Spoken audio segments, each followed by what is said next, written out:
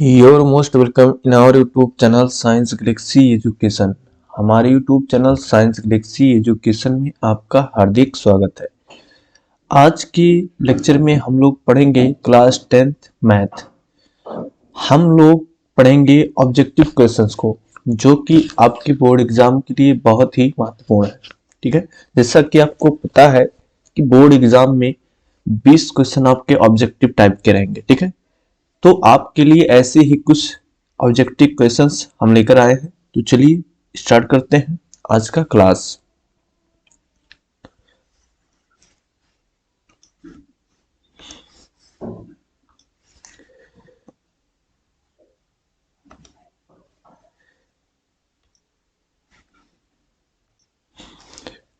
तो यहाँ पर निर्देश दिया गया है। निर्देश क्या दिया गया है ये पढ़ते हैं। निम्नलिखित प्रश्नों में दिए हुए 4 विकल्पों में से सही उत्तर चुनिए। अर्थात प्रत्येक क्वेश्चन के 4 ऑप्शन दिए जाएंगे, उसमें जो करेक्ट ऑप्शन होगा उसको हमें चुनना है। तो चलिए पहला क्वेश्चन पढ़ते हैं। किसी पूर्णांक नियम के लिए प्रत्येक धनात्मक सम पूर्णांक निम्नलिखित रूप का होता है। अर्थात अगर यम एक पूर्णांक है तो धनात्मक सम पूर्णांक किस रूप का होगा। यहां से देखिए, यम अगर एक पूर्णांक है तो यहां पर यम का मान 1, 2, 3, 4, 5 इस तरह रखा जा सकता है। और यहां से आपको बता दें कि अगर हम इस प्रकार संख्याएं लिखते हैं तो हमें यहां पे धनात्मक समपूर्णांक और विषम दोनों मिलते हैं। 1 और 3 जो है ये विषम धनात्मक पूर्णांक है। ठीक, और यहां से 2 और 4 सम धनात्मक पूर्णांक है। ठीक है, तो यहां से अगर यम का मान हम रखेंगे कोई भी धनात्मक पूर्णांक तो वो सम भी हो सकता है और विषम भी हो सकता है। इसलिए ये ऑप्शन आपका हो नहीं सकता, यानी ये आपका ऑप्शन गलत है। अगले अगर ऑप्शन की बात करें तो यहां से देखिए m+1, अगर यम का मान हम 1 रखते हैं तो हमें कितना मिलेगा, 2 मिलेगा। यम का मान अगर 2 रखते हैं तो 3 मिलेगा। यम का मान 3 रखते हैं तो 4, फिर 5, फिर 6, 7। यहां पर अगर देखा जाए तो भी यहां पर सम और विषम दोनों है। ये क्या है, ये सम धनात्मक पूर्णांक है और यहां पे ये जो आपके हैं ये विषम है। अर्थात यहां पर भी दोनों धनात्मक पूर्णांक मौजूद है। ठीक है, इसलिए यह ऑप्शन भी आपका नहीं हो सकता, क्योंकि हमें केवल चाहिए धनात्मक समपूर्णांक। ठीक है, तो अगले ऑप्शन को देखते हैं। अगला ऑप्शन है 2m। अब यहां पे बात करते हैं, अगर 2m को लेते हैं तो m का मान 1 रखने पर क्या मिलेगा, 2, और m का मान 2 रखेंगे तो 4, 3 रखेंगे तो 6, 4 रखेंगे तो 8, 10, 12। यहां पर अगर हम देखें तो सभी संख्याएं जो है वो क्या है, सभी संख्याएं यहां पर सम संख्याएं हैं। क्या है, यहां पर सभी संख्याएं सम धनात्मक पूर्णांक है।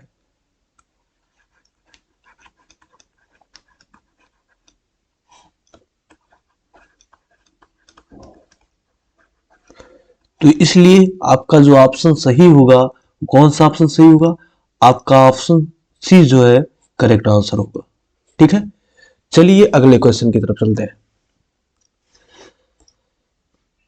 यहां से सेकंड नंबर क्वेश्चन है, शांत परिमेय संख्या में व्यक्त हो सकने वाली परिमेय संख्या होगी। अर्थात कौन सी परिमेय संख्या होगी इनमें से जिसको हम शांत दशमलव संख्या के रूप में निरूपित कर सकते हैं। अब यहां से देखिए, आपको बता दें कि अगर हर के अभाज्य गुणनखंड में, अगर हर के अभाज्य गुणनखंड, हर के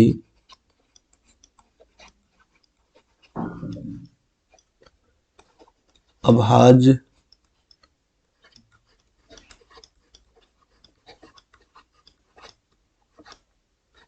गुणनखंड अगर 2 के घाते m गुणे 5 के घाते n के रूप के, जहां m और n का है धनात्मक पूर्णांक है, तो अगर इस तरह है हर के अभाज्य गुणनखंड, तो संख्या जो होगी वो शांत होगी। कैसी होगी? वो शांत दशमलव संख्या होगी। लेकिन अगर हर के अभाज्य गुणनखंड में 2 और 5 के अलावा कोई और भी संख्या आ जाती है, तो वहां पर जो दशमलव प्रसार होगा वो अशांत होगा। ठीक है, तो आप क्या करेंगे, प्रत्येक परिमेय संख्या के हर को हम फैक्टराइज करेंगे। तो उसके बाद देखेंगे कि किस परिमेय संख्या के हर के फैक्टर में 2 और 5 केवल शामिल है। तो चलिए स्टार्ट करते हैं। यहां से देखिए 164 है पहली परिमेय संख्या, तो यहाँ पे 124/164 है, इसका हर कितना है? 164। तो हम क्या करेंगे, हर का फैक्टर करेंगे। तो ये हो जाएगा 2 8 16, 2 दूना 4, यहां से 2 चौक 8, 2 1 2, यहां से 41। देखिए यहां पर 2 तो शामिल है लेकिन 2 के साथ 41 है, अर्थात ये आपका शांत परिमेय संख्या नहीं हो सकती।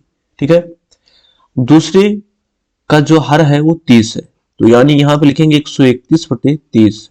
अब अगर 30 का हम फैक्टराइज करते हैं तो लिखेंगे यहाँ पे 15 हो जाएगा, और यहाँ पे हो जाएगा 3 5, और यहाँ पे 5 1 5। देखिए यहाँ पर 2 और 5 तो शामिल है लेकिन 3 भी शामिल है, इसलिए ये भी परिमेय संख्या, शांत परिमेय संख्या नहीं हो सकती। अगली संख्या जो है 227/625। अगर हम 625 का फैक्टर करें तो यहां से क्या मिलेगा, 5 गुणे 5 गुणे 5 गुणे 5। यहां पे देखिए अगर हम लिखना चाहें तो 2 की घात 0 भी लिख सकते हैं, अर्थात क्योंकि किसी भी संख्या की घात 0 का मान 1 होता है, तो यहां से इसको लिख सकते हैं 2 की घात 0 गुणे 5 की घात 4। यहाँ पे क्या देखने को मिल रहा है, यहाँ पर देखने को मिल रहा है किसकी जो हर के अभाज्य गुणनखंड है वो 2 के घाते m गुणे 5 के घाते n के रूप के है। ठीक है, तो ये हमारी क्या होगी, ये शांत परिमेय संख्या के रूप में निरूपित की जा सकती है। तो यहां से हमारा ऑप्शन सी जो है करेक्ट आंसर होगा। ठीक है, चलिए अगले क्वेश्चन की तरफ चलते हैं। बहुपद x square minus 2x minus 3 के शून्यक होंगे। देखिए अगर आपके पास कोई बहुपद px है तो इसका शून्यक निकालने के लिए हम क्या करते हैं, 0 के बराबर करते हैं। तो यहां 0 के बराबर कर दीजिए। अब px जो है आपका यानी x square minus 2x minus 3 बराबर 0। अब इसका फैक्टराइज कर दीजिए, तो 3 1 3, 3 से 1 निकला 2, तो ये हो जाएगा x square minus 3x plus x minus 3 बराबर 0। यहां से x कॉमन कर लीजिए, x माइनस 3 बचेगा, प्लस 1 कॉमन करिए, x माइनस 3 बराबर 0। तो यहाँ पे एक कोष्टक में हो जाएगा x माइनस 3 और एक कोष्टक में हो जाएगा x प्लस 1 बराबर 0। एक बार x माइनस 3 को 0 के बराबर करेंगे तो यहां से x बराबर 3 मिलेगा, और एक बार x प्लस 1 को 0 के बराबर करेंगे तो यहां से x बराबर माइनस 1 मिलेगा। ठीक है, इस प्रकार हमें जो मान मिला x का वो क्या मिला, 3 कामा माइनस 1। अब देखते हैं ये कौन सा ऑप्शन है, यहां पे ऑप्शन सी हमारा करेक्ट आंसर है। ठीक है, चलिए अगले क्वेश्चन पर चलते हैं। समीकरण x प्लस 2y प्लस 10 बराबर 0 और minus 3x minus 6y plus 1 is equal to 0 के युग्म का एक हल है, के ठीक दो हल है, के अपरिमित रूप से अनेक हल है, या कोई हल नहीं है। तो चलिए यहां देखते हैं। सबसे पहले इसकी तुलना कर दीजिए, a1x plus b1y plus c1 बराबर 0, a2x plus b2y plus c2 बराबर 0। तो अगर यहां से हम तुलना करते हैं तो a1 बराबर कितना मिलेगा, 1 मिलेगा, b1 बराबर कितना मिलेगा, 2, और c1 बराबर 10, a2 बराबर -3, b2 बराबर -6, C2 बराबर +1। यहां पर A1 अपान A2 का मान निकालते हैं,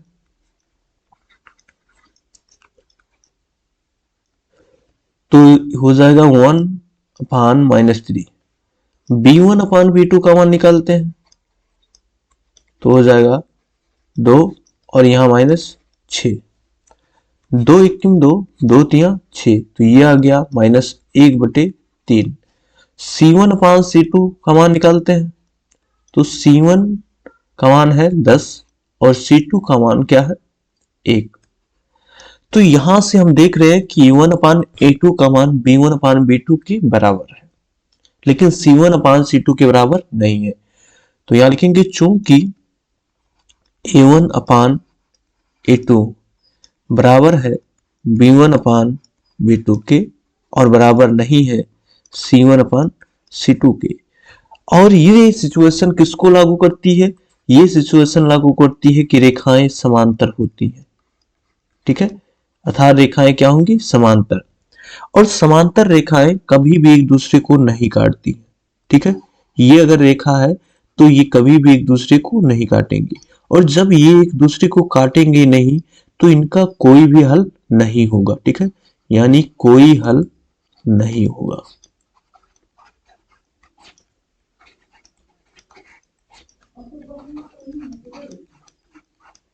ठीक, तो यहां से देखते हैं, यहां पे ऑप्शन डी जो है कोई हल नहीं है, तो ये ऑप्शन आपका करेक्ट ऑप्शन होगा। चलिए अगले क्वेश्चन पर चलते हैं।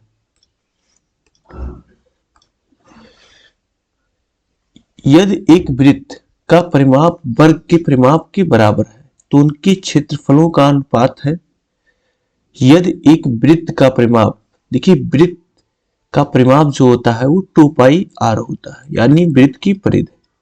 अगर r त्रिज्या है तो वर्ग के परिमाप है बराबर है, तो वर्ग यानी 4 गुणे भुजा, तो भुजा को हम ये से मान लेते हैं, तो उनकी क्षेत्रफलों का अनुपात होगा। देखिए 2 से 2 कैंसिल कर दीजिए, सॉरी 4 कैंसिल कर दीजिए, तो ये हो जाएगा πr बराबर 2a। अगर यहां से πr बटे 2 को इधर लाइए तो ये जाएगा डिवाइड और ये हो जाएगा ये। अब क्षेत्रफलों का अनुपात निकालना है, तो वृत्त का क्षेत्रफल होता है πr² और वर्ग का क्षेत्रफल होता है भुजा स्क्वायर, ठीक, ये हमें निकालना है, तो πr²। अब यहां से देखिए ये का मान रख दीजिए, तो ये हो जाएगा πr² और ये का मान है πr बटे 2 और इसका वर्ग, तो ये हो गया आपका πr² बटे, यहां से हो जाएगा πr² और यहां 2 दूना 4, ठीक है, और यहां π² भी हो जाएगा।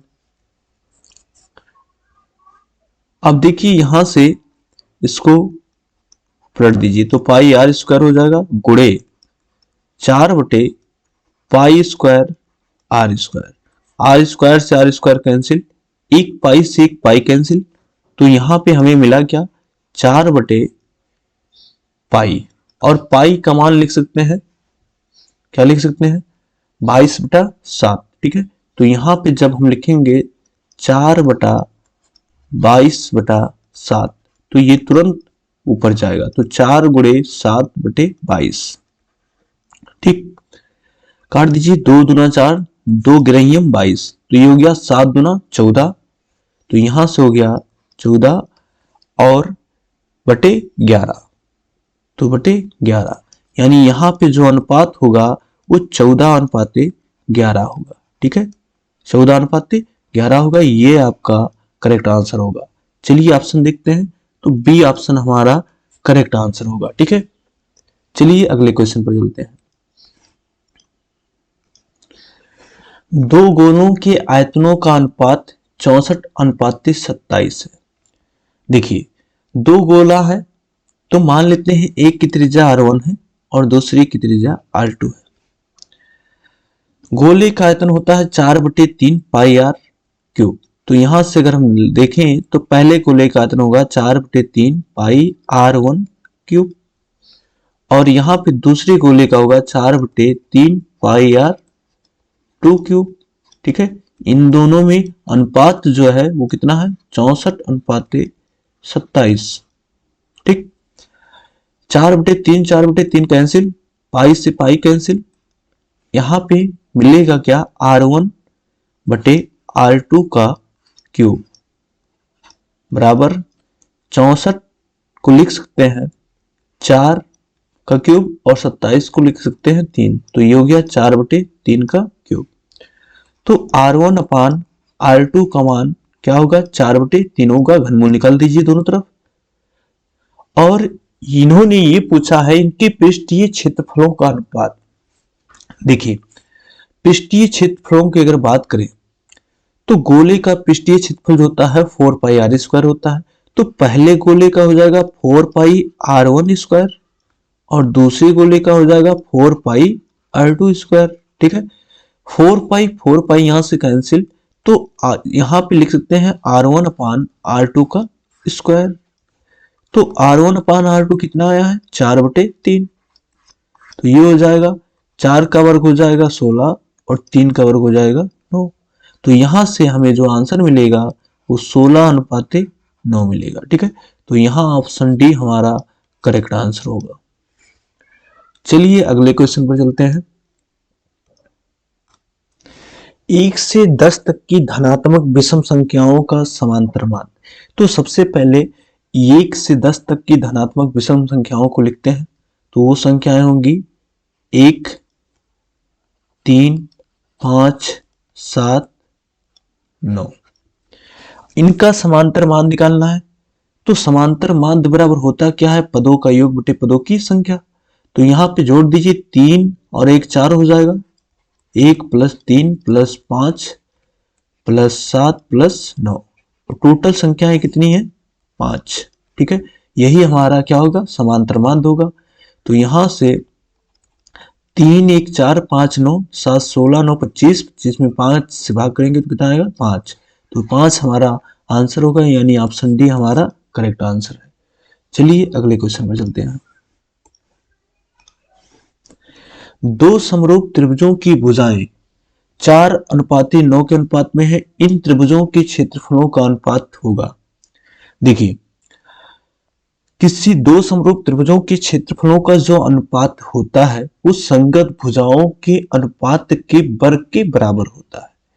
तो यहां पे भुजाओं का अनुपात दिया गया है, ठीक है, 4:9। तो अगर इनके क्षेत्रफलों का अनुपात पूछा जाए तो इनका स्क्वायर कर दीजिए। क्या कर दीजिए, स्क्वायर कर दीजिए।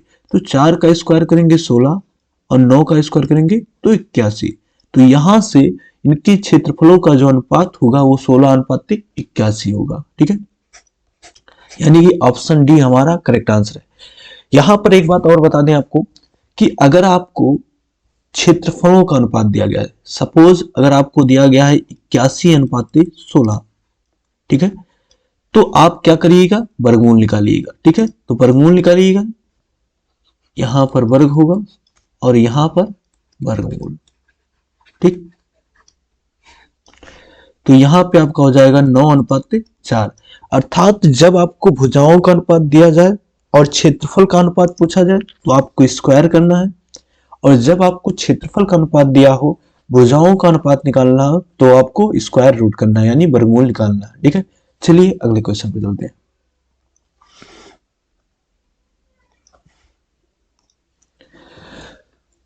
हमारा अगला क्वेश्चन है sin 75 बटे cos 15 का मान होगा। तो यहां से देखते हैं, sin 75 को क्या लिख सकते हैं, 90 - 15। ठीक है, और यहां पर इसको ऐसे रहने दीजिए। साइन 90 - थीटा को क्या लिखेंगे, cos थीटा, यानी थीटा की जगह पे 15 तो cos 15, और यहां पर cos 15 ऑलरेडी है। ठीक है, तो यहां से दोनों कैंसिल हो जाएंगे तो हमें कितना मान मिलेगा, 1। तो यहां से ऑप्शन बी हमारा करेक्ट आंसर होगा। ठीक है, अगले क्वेश्चन पर चलते हैं। यदि 4 tan थीटा बराबर 3।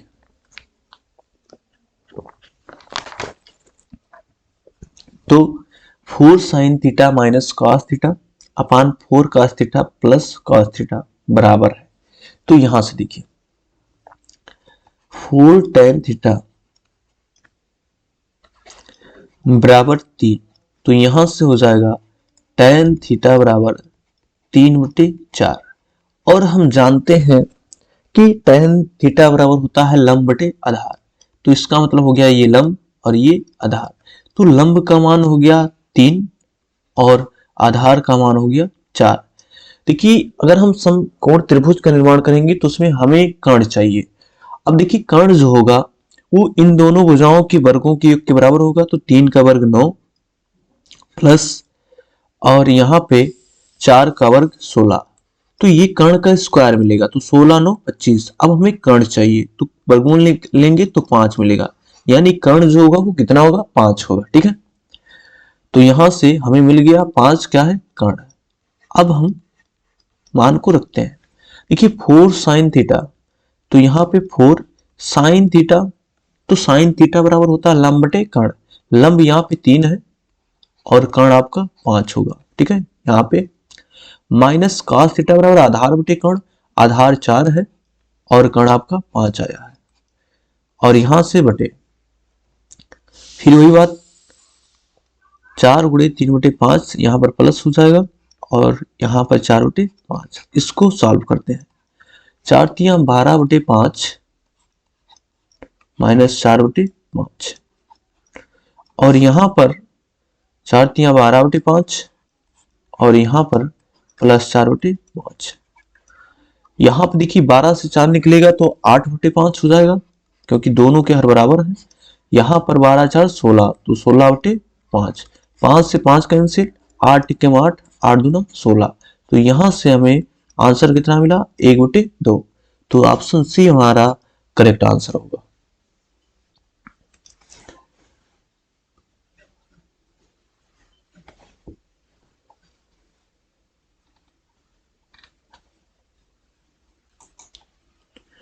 तो आज का लेक्चर यहीं पर समाप्त करते हैं।